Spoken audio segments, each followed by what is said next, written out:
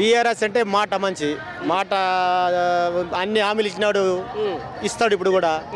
ఇప్పుడు మనది కాంగ్రెస్ పార్టీ వాళ్ళు ఇచ్చిన హామీ ఏమి ఇవ్వలే, సగం ఇవ్వలే సగం ఇచ్చాడు. ఈ రీసెంట్లు లైన్ జనాలు పడుతున్నారు. రీసెంట్ ఇంతవరకు మందులే ఏం లే, అన్ని జూటా మాటలు. కేసీఆర్ ఉన్న ప్రభుత్వం కాడికే మంచిది, మంచి పనులు చేస్తాడు.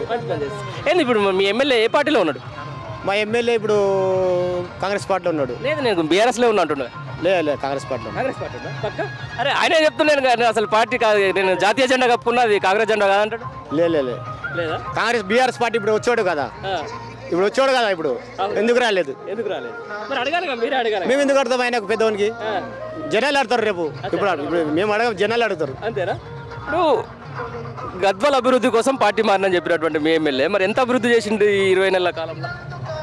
ఇప్పుడైతే పైన ప్రభుత్వం అయితే ఏం పని చేయలే. ఆయన పార్టీ మారిండు కానీ జనాలకు మంచి చేస్తాను, ఏది మంచి చేయలే. అసలు ఆ పార్టీ మారిందని యాక్సెప్ట్ చేస్తున్నారా మీరు?